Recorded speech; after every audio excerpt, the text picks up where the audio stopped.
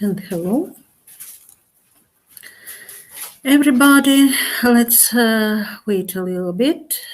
Okay, it will be not long ago, but maybe some seconds.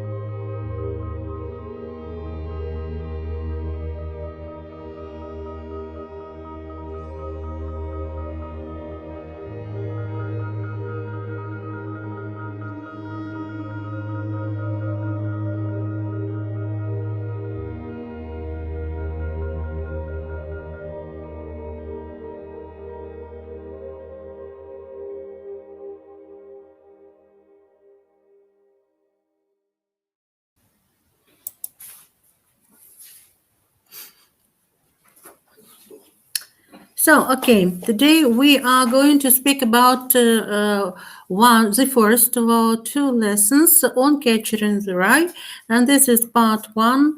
We're going to analyze the character and why has the author created such a killing character, so to say, because it's quite interesting the fact that the protagonist, it means Holden Caulfield, has some problems in believing people, in communicating with people, and he said, as he said himself, he lies to people, and he is at despair because nobody seems to understand him. But actually, not all the people are so evil as he imagines, and not so many people are as bad liars and crushes as he thinks of them. More than that, the whole story is written in the past, mostly in the past, because this monologue is some reflection of the thought of the protagonist, and as he tells us his story from his present moment of existence. And here I would say to you, I would just demonstrate now our presentation. Yes, hello. That's it, the first one. The first participant is here. Hello, Kirill. And it will be now the presentation of the idea of the whole complex of the steps which are necessary for you to write your observation on Saturday, how you would prefer to show it, to demonstrate it on Saturday. Okay, I will add my source here, and it will be the presentation which will be started. Okay, the source type now. Well, I will share screen. Okay. Okay, 1 minute. This is what I need. I will switch it on. And here comes our stream. So, as you see, how to catch in the eye, this is the main question of our presentation. We shall consider here some serious aspects of the life of a person at 16. Because Holden Caulfield is at the moment of his storytelling 17, and he is at the sanatorium. What was his life in frames just short before Christmas and a little bit after it, in very, very snowy and cold New York, where he was born and where he directed his way after he had left school. Let's consider some aspects here. Discussing grammar and psychology, they come together hand in hand in that story. Here are some questions for discussion. 17-year-old boy tells his own story being 16. Holden Caulfield wants to separate himself from the surrounding world because he really separates himself. He doesn't believe anybody, and he thinks all the people in the world are enemies. And the basic verb tense in the novel is the past tense. All kind of this tense means simple past, past perfect, past continuous, present perfect, because it refers to some kind of past. You will see that, or you have seen that already as you were reading the novel, and you will read it not once yet. Okay, let's come over to the first point here. 17-year-old boy tells his own story being 16. I would strongly advise you to take some notes so that you are able to understand what we are speaking about. Holden Caulfield was 17-year-old, and he tells, narrator means storyteller, and he tells that story with him as a protagonist of the novel. He speaks directly from a sanatorium in Southern California, and the novel is a frame story. Frame means it has some time limits from one point to another. Within that frame, all the action took place. So Holden is not specific about his location. We have mentioned it. He's at the sanatorium. He is diagnosed ill with PTSD, which means post-traumatic stress disorder. Post-traumatic stress disorder means that he had some stress and he is mentally and emotionally in disorder. He cannot control his emotions and he is exposed to some bad, motivated, maybe events. What brought Holden to depression and emotional break? So, first of all, there were 3 children in the family. His younger brother, Ellie, him, and his older brother. His younger brother, Ellie, 6 years or 3 years prior to him, 3 years younger, he died of leukemia, of cancer, and it was great influence on the life of all the family, not only on Caulfield himself. Additionally, to that, Holden's classmate in previous school committed suicide, means killed herself, or killed, himself to death, and it was very, very difficult case.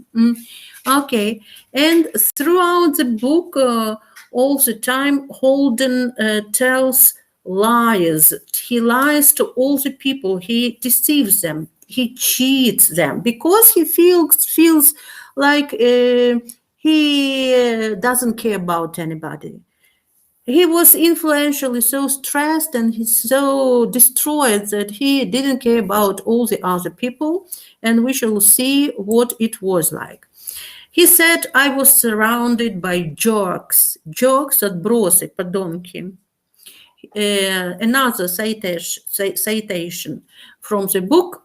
He was one of those guys, he means his roommate, that think they've been a pansy, slabaki, if they don't break around 40 of your fingers when they shake hands with you. God, I hate that stuff. So he hated people in general, even for very strong shaking hands, yes. Next, his citation is about New York couple in the bar, which she had met. The Navy guy and I told each other we were glad to have met each other, which always kills me. I'm always saying glad to have met you to somebody I'm not at all glad I met. If you want to stay alive, very, very deep recognition, you have to say that stuff, though. Stuff means thinking, thought. So he said that for the sake of his life, he must behave like all the other people, but he doesn't want that. And all these things testify to one thing. He hates hypocrisy, he hates unnatural behavior or very too friendly behavior between strange people. Everything that means some artificial aspects of life of adults, he hates. Next, what we could say here, Holden tells lies himself. He lies greatly to everybody. These are some citations, and you will understand what he means. I'm the most terrific liar you ever saw in your life. It's awful, he says. If I'm on my way to the store to buy a magazine, even when somebody asks me where I'm going, I'm liable to say I'm going to the opera. It's terrible. He understands himself is terrible, but he cannot do anything about himself on that way. In The Catcher in the Rye, the reasons that Holden feels the need to lie vary, means differentiate, according to the situations he finds himself in. He lies to protect his privacy. This is the reason number one. He wants to be closed, doesn't want to communicate, doesn't want people ask him something or just ask him, how are you? And he must tell, nice, thank you, I'm okay. Maybe he is not okay at all. And he was not okay for a long time after the death of his younger brother. To avoid hurting others. So he doesn't want to influence others with his mood, with his behavior. He doesn't want to spoil anything in their lives. And he wants to avoid punishment, like from the teachers at school, or embarrassment, like he doesn't want to be in such a situation like he has forgotten his sport appliances on the subway station in New York, and his team didn't take part in the competition because of him.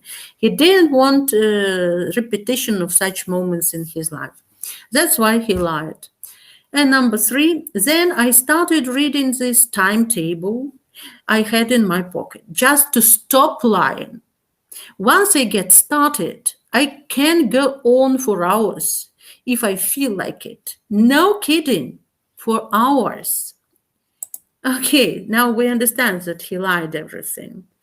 And he's just pessimistic about his life in general, and he doesn't want to become adult because he thinks that adult world is quite abominable, terrific, etc.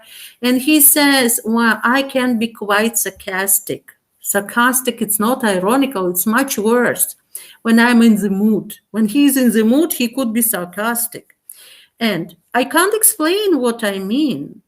And even if I could, I'm not sure I'd feel like it. He doesn't want to show off. He doesn't want to show to the world his inner self. Among other things, you'll find that you're not the first person who was ever confused and frightened and even sickened by human behavior. You see, he speaks about himself. He doesn't like human behavior. He doesn't like people who do this or that according to the samples in their lives. They are told to do that and they do like that. So, and he is confused and he is frightened by that way of life. And he is sickened by human behavior. And he said that he could escape from this, he thinks, but actually not. The third, I'm standing, this is the meaning of the whole book, The Catcher in the Rye. Whom is he going to catch? I'm standing on the edge of some crazy cliff. What I have to do, I have to catch everybody if they start to go over the cliff. I mean, if they're running and they don't look where they're going, I have to come out from somewhere and catch them. That's all I do all day. I'd just be the catcher in the rye and all, and that's all. He wants to save a lot of souls from punishment, from death, from wrong way. He wants, sincerely, he wants to do that, but he doesn't know how. By the way, he is worried very much about his younger sister, Phoebe. Yeah. And he loves her dearly. She is 6 years younger than him. And he thinks what will come out of her. And he doesn't know how to help. He wants only to catch them and to hold them from falling down. Because he believes since you started to fall down, you will continue falling down and falling and falling, and you will, in the end, you will get on with such a situation and you will not protest, he said. He believes that. What's the basic tense of the novel? Grammar tense. This is any kind of the past tense. Here I drew only some examples from the first chapter even, but it is already seen that this is a basic grammar tense. And the question is, why did the writer use such tense? Why is this past? And this is the answer. This is the answer for you because Holden Caulfield wants to separate himself from the past, from his living past, because of tragedies in his life, because the severe, very bad, very strongly bad reality of adult life, because of lies and betrayal from others and maybe indifference. This is the word, равнодушие, for indifference of people around him, as for him, because he thinks like that. He is sure. And it's a kind, of course, of rebellion against growing up. As all the teenagers rebel, they are rioting all the time. They are strongly against adult life. They think they would do that better, and they really don't want to become adult. That's why this is some kind of his protest against that. That's why he tells all the story in the past. He doesn't want to be in the present. Have you got it? Yeah, thank you so very much for coming. And I think that you will understand. And the next time it will be part number 2. You will come and you will quite understand what it will be out in the second part. So since it's the end, thank you and bye, and see you on Thursday, the same time. Bye-bye. Bye-bye.